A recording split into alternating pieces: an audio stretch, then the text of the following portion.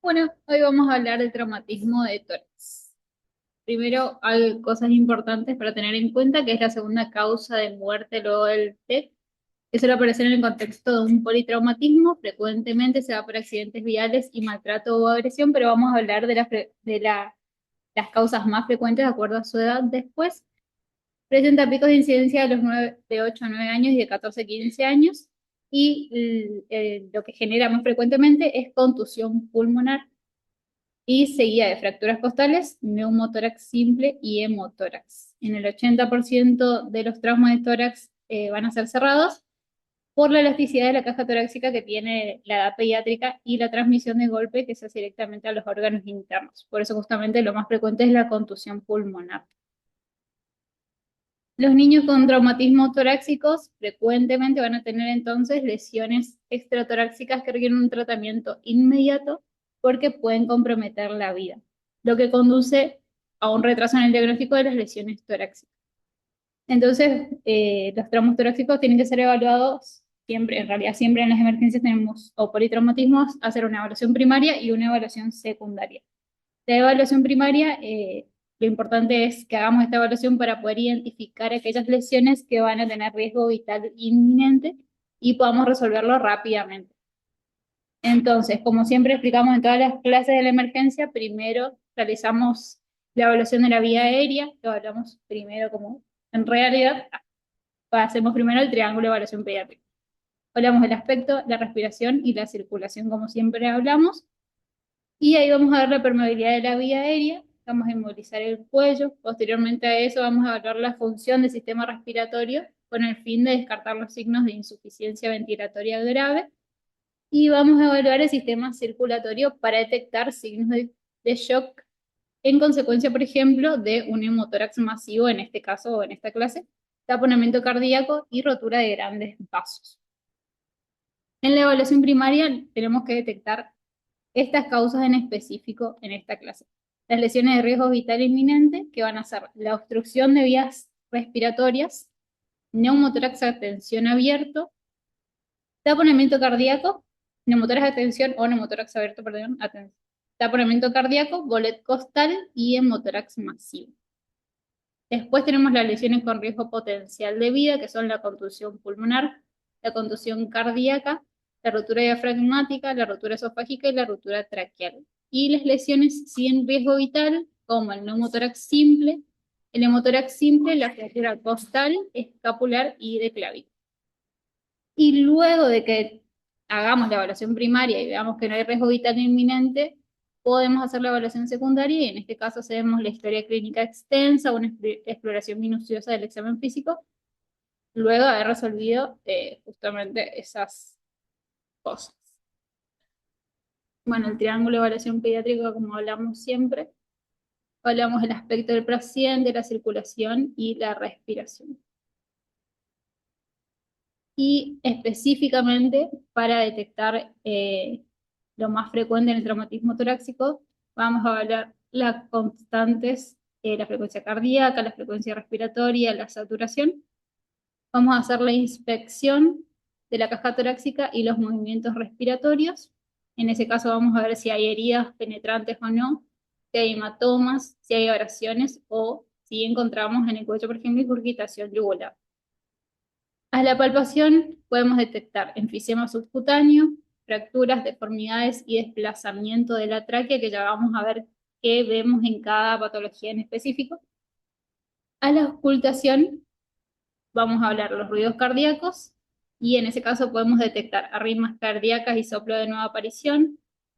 Por contusión cardíaca podemos detectar tonos apagados, y en ese caso nos estarían orientando a un taponamiento o contusión cardíaca, que es lo que deberíamos sospechar si encontramos eso a la auscultación. A la auscultación respiratoria podemos encontrar una disminución en la entrada de aire, que puede ser bilateral o unilateral, y en ese caso tenemos que pensar en neumotórax o hemotórax, siempre asociado a otros signos, obviamente. Ruidos hidroaéreos en tórax, que nos puede hablar de una hernia diafragmática traumática, porque se rompa el diafragma justamente y suben los órganos abdominales a la zona torácica. Entonces vamos a escuchar los ruidos hidroaéreos de los órganos abdominales que están en el tórax. La percusión, podemos encontrar MATI-10y en ese caso tenemos que pensar en un neumotórax, que lo vamos a detectar con una radiografía de tórax, igual eso vamos a hablar más adelante. Timpanismo, y en ese caso vamos a pensar en un neumotórax. Después hablamos de la frecuencia de ritmo cardíaco, que va a permitir descartar arritmias cardíacas frecuentes en el traumatismo de tórax y la contusión cardíaca, que puede generar extrasístoles ventriculares y bloqueo de rama derecha. Y además, si hacemos un electrocardiograma, vamos a ver una actividad eléctrica sin pulso y en ese caso nos va a orientar, además de otros signos, como dijimos, a una hipovolemia grave, taponamiento, neumotórax o tensión o rotura cardíaca. Y siempre también evaluamos los pulsos y la sensibilidad de las extremidades superiores porque tenemos que descartar shock. Entonces, las causas más frecuentes según la edad. En los lactantes y niños pequeños, los traumatismos de tórax más frecuentemente se dan por colisiones vehiculares o lesiones no accidentales. En los niños de edad escolar se da por también accidentes viales en transportes escolares, bicicletas o patines. Y en los adolescentes por deportes de alto impacto, colisiones vehiculares, violencia personal o por terceros y suicidios. Y los riesgos aumentan con las drogas de abuso o alcohol. El traumatismo de tórax se puede clasificar en traumatismo cerrado y traumatismo abierto. Como dijimos al comienzo, lo más frecuente es el traumatismo cerrado, siendo la contusión pulmonar lo más frecuente en un 85-95%. Y esto va a estar ocasionado por golpes netos, compresión o variaciones en la velocidad de desplazamiento, aceleración, desaceleración, torsión, deslizamiento e inmersión. Y entonces es más frecuente la contusión pulmonar y también las fracturas costales. Y los traumatismos abiertos, que se dan en un 10 o un 15%, pueden estar causados por objetos punzantes, arma blanca o de fuego. Y a su vez, estos se dividen en penetrantes, no penetrantes y mixtos. Los penetrantes van a afectar la cavidad pleural, los no penetrantes no van a afectar la cavidad pleural y el mixto van a generar ambos, digamos. Combinación de los dos. Y en este caso los más frecuentes son el neumotórax, hemotórax, la laceración pulmonar y las lesiones de grandes vasos. Vamos a hablar, vuelvo al cuadrito de división de la evaluación primaria y primero vamos a hablar de las lesiones de riesgo vital inminente. Y en ese caso va a ser una emergencia y tenemos que resolverlo inmediatamente. En el caso de la obstrucción de la vía aérea, en los niños la vía aérea es estrecha y es fácilmente colapsable y su lesión puede ocasionar un aumento de la resistencia al paso de aire con flujo turbulento y la consiguiente dificultad respiratoria e hipoxia. Y en ese caso en la clínica vamos a ver, como siempre vemos en los respi acá, por ejemplo, tiraje, agitación, podemos ver cianosis, que seguramente ya vieron mucho, y diaforesis. Y a la auscultación vamos a tener una disminución de la ventilación. La manifestación clínica típica, en este caso en la obstrucción de la vía aérea por traumatismo, es el estridor inspiratorio o expiratorio, que si tenemos un estridor inspiratorio podemos pensar que la lesión está por encima de las cuerdas vocales y si es un estridor expiratorio es más característico de las lesiones que se dan más bajas, digamos. El manejo en este caso va a ser normalizar la posición del niño, como hacemos siempre en el ABC, colocar al niño en posición de hiperflexión y mantener su vía aérea permeable, aspirar secreciones y dar apoyo con oxígeno. Y eventualmente vamos a evaluar si está inestable la vía aérea, una intubación o traqueostomía, y esto seguido una broncoscopia de la vía aérea alta y baja si es necesario. Después vamos a hablar del neumotórax abierto, que también, como dijimos antes, es una emergencia que necesita una resolución inmediata. Y en este caso se da por una herida abierta en el tórax que va a comunicar el espacio pleural con el exterior y esto va a permitir la entrada de aire en la inspiración, perdón, y la salida del aire en la expiración. Cuando el diafragma cuando el diámetro de la herida supera los 2/3 del calibre traqueal, el aire penetra con más facilidad por la herida que por la tráquea. Y esto va a provocar un aumento progresivo de aire en la cavidad pleural y esto causa el colapso pulmonar y el compromiso circulatorio. La manifestación clínica en este caso va a ser principalmente el dolor y los signos de dificultad respiratoria. También podemos encontrar enfisema subcutáneo, timpanismo, desviación de la tráquea y del latido cardíaco, disminución del latido cardíaco, inestabilidad hemodinámica, hipotensión y shock de acuerdo al grado del neumotórax. Y a la ocultación puede ser normal o presentar una disminución de la entrada de aire y timpanismo en el lado afectado. El manejo en este caso es ocluir la herida penetrante, como se ve ahí en la imagen, por 3 lados y dejamos un lado libre, y generalmente es el inferior, con gasa húmeda o vaselina, y esto va a permitir la salida y no la entrada de aire. Y además realizamos una toracocentesis, que en este caso se coloca un drenaje en el quinto espacio intercostal de la línea media axilar y se procede al cierre quirúrgico luego. Después tenemos el neumotórax atención, que es la presencia de aire en el espacio pleural, y se da la existencia de un mecanismo valvular que va a permitir la entrada de aire, pero no su salida, y se produce, por un acúmulo progresivo de aire en la cavidad, y esto da lugar al colapso pulmonar del hemitórax afectado y desplazamiento del mediastino al lado contralateral y compresión cardíaca. Esto va a provocar una insuficiencia respiratoria grave con una afectación hemodinámica secundaria a la disminución del retorno venoso y del gasto cardíaco por la misma compresión. La manifestación clínica va a ser el dolor torácico, signo de dificultad respiratoria grave en este caso, enfisema subcutáneo, timpanismo. Vamos a ver la desviación de la tráquea al examen físico y a la radiografía, y vamos a ocultar el latido cardíaco también desviado. Vamos a tener una inestabilidad hemodinámica por lo que dijimos antes, por una disminución de retorno venoso y del gasto cardíaco, hipotensión y shock, y a la ocultación, ausencia de ruidos respiratorios, taquicardia y disminución de los tonos cardíacos. El manejo en este caso es la toracocentesis descompresiva. Vamos a colocar un catéter sobre una aguja de grueso calibre o catéter de drenaje pleural en el segundo espacio intercostal en la línea media clavicular. Y así, de esa forma, lo convertimos en un neumotórax simple. Una vez que el paciente está estable, colocamos el tubo de drenaje torácico, como dijimos antes, en el quinto espacio intercostal en la línea media axilar. Y bueno, como le dije antes, la clínica va a depender del grado de neumotórax que tengamos.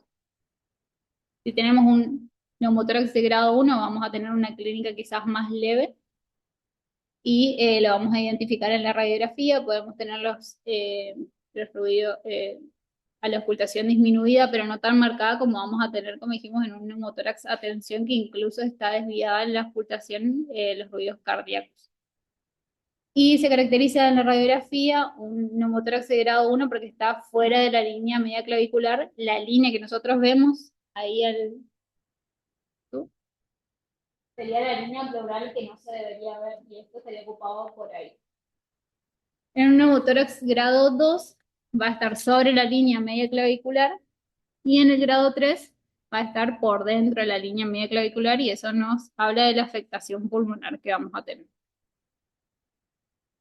Y la técnica de toracocentesis que se tiene que realizar de urgencia, como dijimos, tenemos que colocar al paciente en decúbito supino, elevamos su brazo por encima de la cabeza, colocamos oxígeno con mascarilla al 100% y preparamos el campo estéril. Aplicamos el antiséptico en la zona que vamos a punzar de acuerdo al grado de neumotórax que estamos tratando, luego hacer una radiografía de tórax, obviamente, y saber cuál es el neumotórax, el grado del neumotórax.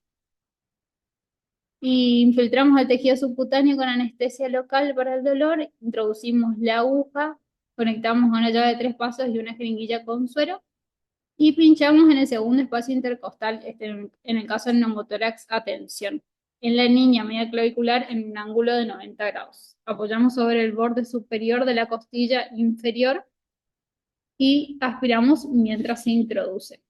Es en el borde superior de la segunda costilla, borde superior porque en el borde inferior están los vasos de costales, digamos. Y después atravesamos la pleura y vamos a percibir un brujeo en el líquido de la jeringa. Luego introducimos el catéter y retiramos la aguja. Y conectamos el catéter a un sello de agua o una válvula de Heblich. Y una vez terminada esta fase, estabilizamos al paciente y realizamos el tratamiento definitivo que habíamos dicho antes, el drenaje o el cierre de la herida. Y ahí le dejé una imagen para que puedan ver el segundo espacio intercostal, cuáles son las líneas que vamos a utilizar en estos casos, que son la línea clavicular media y la línea axilar media.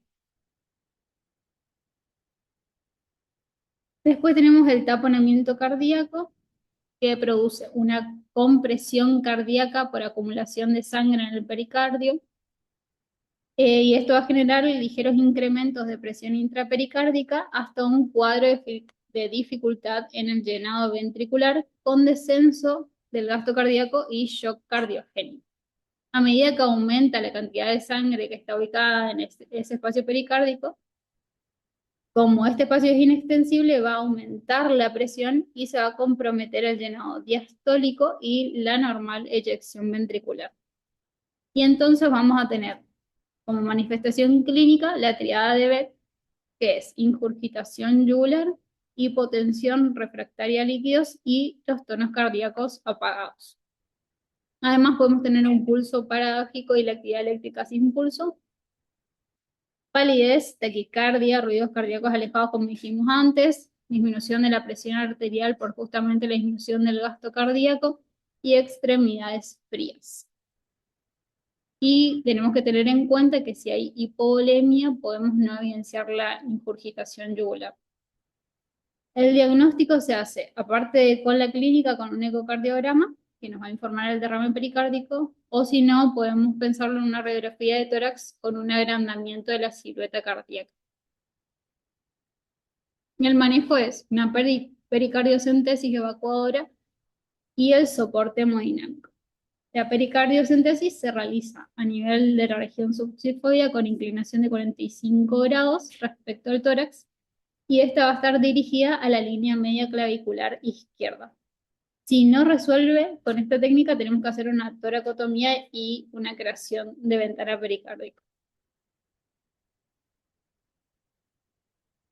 Después tenemos el bolet costal o tórax inestable, que también es una emergencia a resolver inmediatamente. Y esto se trata de, o sea, vamos a tener múltiples fracturas costales, pero van a ser 2 o más fracturas de costillas consecutivas, que queda con un segmento sin continuidad y esto va a hacer que se muevan paradójicamente con respecto al resto de las costillas.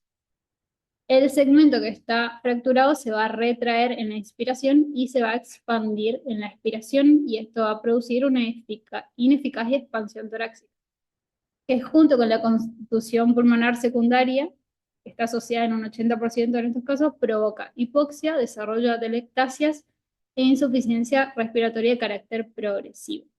La manifestación clínica son los movimientos paradójicos que son visibles y dolorosos, la dificultad respiratoria consecuente, el dolor de la zona lesionada con la consiguiente limitación en la expulsión torácica, hipoventilación y atelectasia. El diagnóstico es clínico y de radiografía que va a evidenciar la fractura costal y el manejo es inmovilizar el segmento inestable, darle oxigenoterapia, analgesia porque genera mucho dolor y fisioterapia respiratoria. En los casos más graves van a generar insuficiencia ventilatoria y tenemos que evaluar la necesidad de ventilación mecánica no invasiva o incluso de intubación y ventilación invasiva. Y acá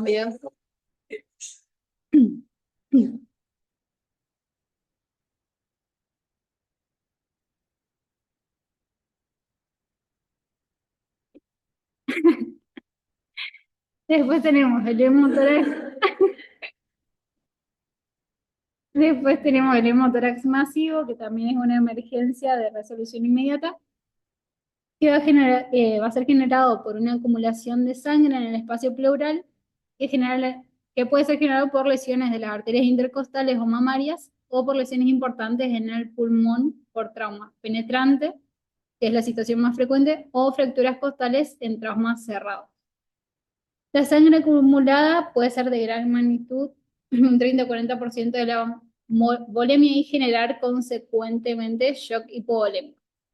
Y se va a considerar masivo cuando la cantidad de sangre que está en ese espacio pleural es mayor a 20 centímetros por kilo o más del 25% de la volemia. Esto va a generar dificultad respiratoria y es frecuente por la compresión del pulmón.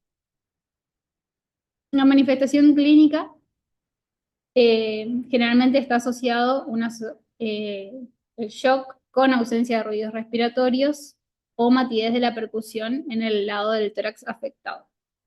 Y los hallazgos radiológicos van a ser velamiento del hemitórax afectado con grados variables de desplazamientos del mediastino hacia el lado contralateral. Este no sería un hemotórax masivo, pero le encontré una foto más linda, pero pueden buscar. Y el manejo es la punción y posterior drenaje con reposición en forma intensiva con cristales, coloides y sangre. Y una pérdida inicial de 20 mililitros por kilo o 1 a 2 mililitros kilo hora durante 2 a 3 horas seguidas va a requerir de toracotomía para detener el sangrado masivo. En hemotórax pequeño, porque hay diferentes grados de hemotórax, al igual que en el neumotórax, la actitud puede ser expectante y el drenaje pleural se realiza con tubos de grueso calibre que van a permitir incluso la salida de coágulos y hacemos nuevamente la punción en el quinto espacio intercostal en la línea media clavicular del lado afectado y siempre dirigido hacia la región caudal. Y bueno, acá también tenemos los grados de hemotórax, que eso seguramente ya saben, grado 1, grado 2 y grado 3. Y nos va a dar el estudio por imagen, que sería la radiografía de tórax. Después tenemos la fractura costal. Tenemos que tener en cuenta que la edad pediátrica, el tórax tiene una gran elasticidad, las costillas tienen una gran elasticidad, por lo que pueden existir lesiones orgánicas importantes en ausencia de estas lesiones costales. Por lo tanto, en el caso de detectar fracturas costales, debemos descartar otras lesiones asociadas. Vamos a tener fracturas costales superiores y en ese caso podemos pensar que puede ser por traumatismo de alta energía y que se van a asociar frecuentemente a lesiones de grandes vasos o del árbol traqueobronquial. Y las fracturas de las costillas bajas se pueden asociar a lesiones de órganos abdominales y a ruptura diafragmática. La manifestación clínica principal va a ser el dolor, que provoca una menor movilidad del tórax y como consecuencia la hipoventilación y la formación de atelectasis. Y en este caso, el manejo es la analgesia y el oxígeno disponible. Después tenemos la contusión pulmonar, que como dijimos es lo más frecuente en el traumatismo pulmonar, en el traumatismo de tórax. Y puede ser secundaria a un traumatismo directo que va a producir la pérdida de la integridad vascular con la consiguiente hemorragia alveolar y el edema. Y se define como la extravasación del líquido al alveolo por ruptura de la pared capilar con la consiguiente ocupación de los espacios aéreos, lo cual va a generar trastornos del intercambio gaseoso. La manifestación clínica es la dificultad respiratoria y la disminución de la ventilación del lado de la lesión, taquipnea, hipoventilación, estertores y abundantes secreciones. Y en la radiografía vamos a ver un infiltrado alveolar de densidad que puede ser variable, también puede ser focal o difuso, y tener bordes pobremente definidos. Si hacemos una radiografía inicialmente, puede no tener ninguna lesión, pero las lesiones generalmente se ven en la radiografía luego de las 4 a 6 horas y pueden empeorar incluso a las 24 a 36 horas de ocurrido el traumatismo. Nos puede ser de utilidad una tomografía de tórax que nos va a servir para delimitar precozmente el volumen lesionado, predecir la necesidad de la ventilación y valorar las lesiones asociadas o complicaciones. El manejo en este caso es de acuerdo a la insuficiencia respiratoria. En los casos leves vamos a necesitar aportarle oxígeno, analgesia, restricción de fluidos y kinesioterapia respiratoria. Y en los casos graves vamos a necesitar de la ventilación mecánica. Puede resolver de 2 a 6 días de acuerdo al grado de afectación Y las complicaciones tardías más frecuentes son la infección pulmonar y el síndrome de estrés respiratorio. Después acá le dejo un cuadrito de manejo que vamos a ver entonces la valoración inicial, vamos a aportar oxígeno ni bien llega el paciente, monitorizarlo, valorar las constantes vitales, frecuencia cardíaca, respiratoria y saturación, y vamos a realizar la inmovilización cervical. Y ahí vamos a hablar si hay obstrucción o no de la vía aérea. Si hay obstrucción de la vía aérea, tenemos que permeabilizar la vía aérea y ver cuál es la causa de esta obstrucción. Desobstruir si son, por ejemplo, puede ocurrir que haya una obstrucción por dientes, luego un traumatismo facial, o aspirar secreciones, porque puede ocurrir también que haya obstrucción por sangrados. Ahí vamos a hablar luego de eso, si hay insuficiencia respiratoria o no. Y si hay, vemos, si es un neumotórax a tensión, tenemos que realizar una toracocentesis. Si es un neumotórax abierto, tenemos que cerrar la herida y hacer la toracocentesis como habíamos hablado. Luego de eso, si luego de realizar el procedimiento continúa con una insuficiencia respiratoria aguda, tenemos que hablar si necesita de una intubación orotraqueal o ventilación mecánica. Si es un bolet costal, tenemos que inmovilizar y estabilizar quirúrgicamente. Y si no, tenemos que inmovilizarlo y tratar el dolor y aportar oxígeno. Si es un neumotórax abierto, tenemos que realizar el drenaje y evaluar si la cantidad que está drenando, si es más de 20 mililitros o hay una fuga mantenida, en ese caso vamos a necesitar cirugía urgente y pericardiocentesis. Y si es un taponamiento cardíaco, bueno, lo que habíamos hablado, la pericardiocentesis.